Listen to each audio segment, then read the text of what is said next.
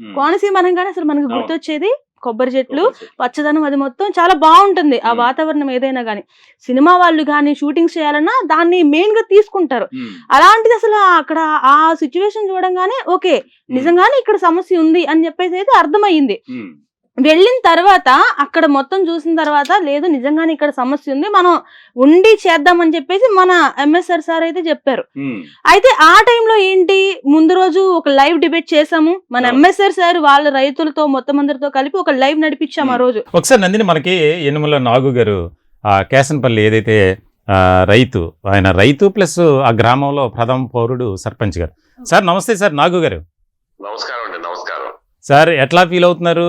ఇది మాకైతే చాలా ఒక మైల్ స్టోన్ కింద మేమైతే ఫీల్ అవుతున్నాం సార్. ఎందుకంటే మీ కష్టం త్వరలోనే దానికి సంబంధించి ఒక పరిష్కారం అనేది లభిస్తుంది అనేది మేమైతే నమ్ముతున్నాం. మీకెట్లా ఉంది? సార్ ముందుగా మీ నెంబర్ 1 ఛానల్ టాప్ ఛానల్ అవ్వాలని మనస్ఫూర్తిగా కోరుకుంటున్నాను సార్. Thank you sir.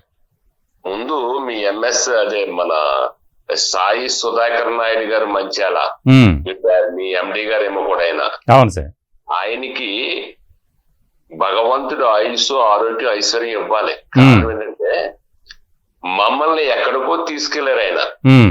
వాస్తవం చెప్పాలంటే నేను ముందు రోజు ఆయన చూసి ఇది ఏమన్నా మనకు బరువు అవుతుందేమో అనిపించింది. కళ్ళలో మేము ఖర్చు పెట్టలేమేమో అని. ఓకే. ఆయన అన్నది ఏమిటంటే మాతోటి మీరు నాకు ఏం వద్దు 2 ఫ్యాన్ నుండి ఒక హాల్ ఇచ్చి ఒక పిల్లో ఒక బెడ్షీట్ ఇస్తే హాయిగా అక్కడ పడుకుని మా కార్యక్రమం మేము చేస్తామన్నారు ఆయన మహానుభావుడు.